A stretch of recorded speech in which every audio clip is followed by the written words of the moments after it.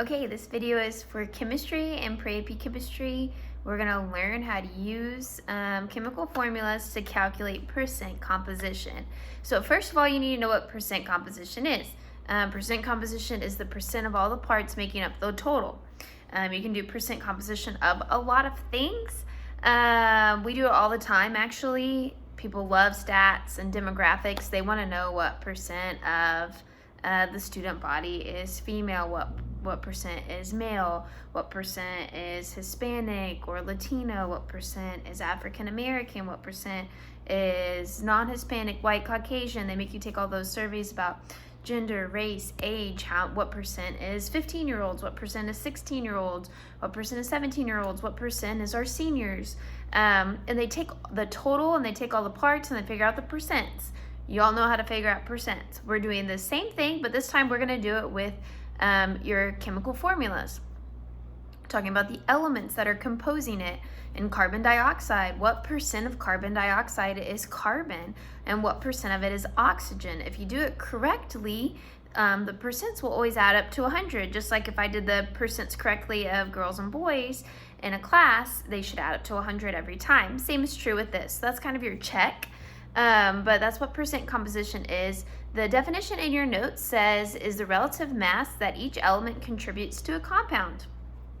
So we're looking at their masses to figure out what percent makes them up. So there's steps. The first step is if you're calculating from the formula, so all calculating from formula, step 1 says calculate the molar mass. It's in your notes. So step 2, divide the mass of an element by the molar mass. Step 3, multiply by 100. Step 4, round. Step 5, repeat for all the elements in the compound. You need to do it for each element so you know the percent of everything.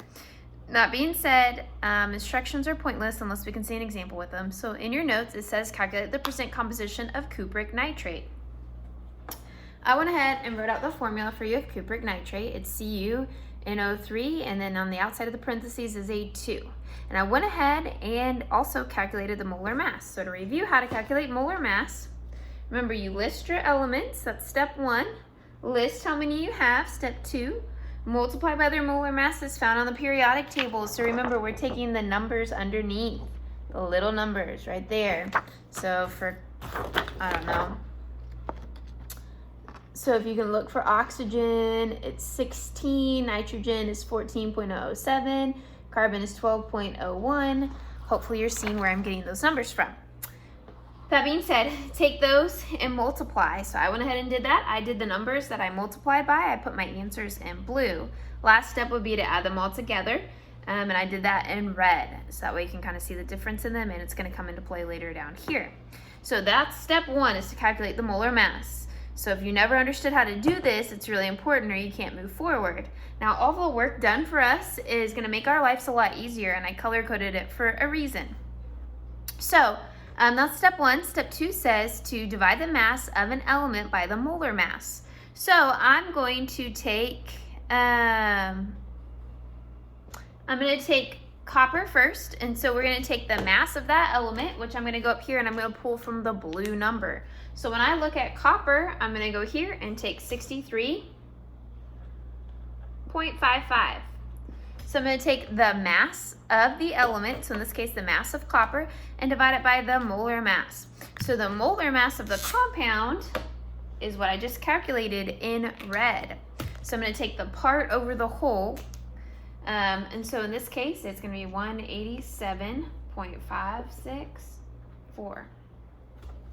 So I color coded these so you can see where we're pulling these numbers from. So I took the part over the whole, so this number.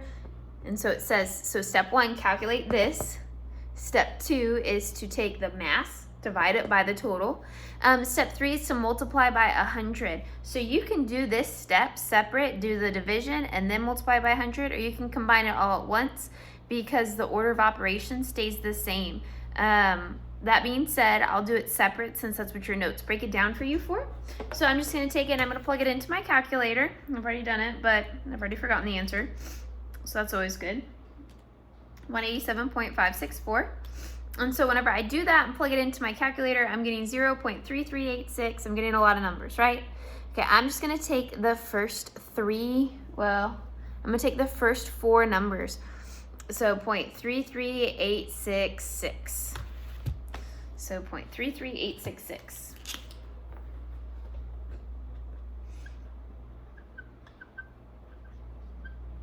Okay, next step, it says to multiply by 100, which gives me 33.87%. I went ahead and rounded as well. I have 4 sig figs because this answer has 4 sig figs in it. And then it says to repeat for all the other elements. So we're gonna do the same thing. And I'm gonna combine steps 2 and 3 so that way you can see what it looks like for the next 2 and it saves me a little bit of room. So I'm gonna take nitrogen's number, which is 28.014. Super important that you use the actual number, not the one found on the periodic table, because in the first one it was the same, but the second one it's not, and it will make a difference. I'm still going to divide that by the total number, so 187.564. And then this time I'm also going to multiply it by 100 all at the same time. So we multiply by 100 because percent's always out of 100. It's also a way that you can set it up in a proportion, but if you follow these steps every single time, you'll be good to go and no need to worry.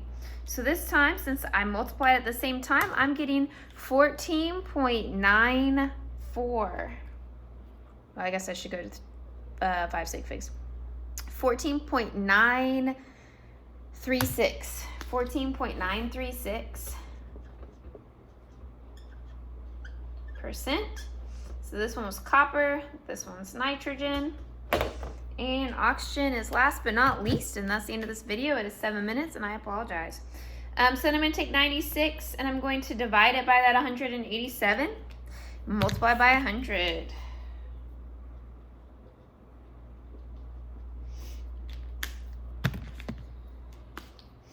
It'd be so much easier if I had a nice big old black or whiteboard that y'all could see everything on, but I don't. So we gotta do it a little at a time.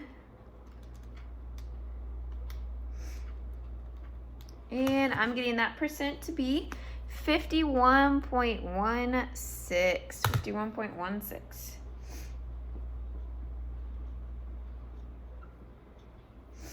Okay, so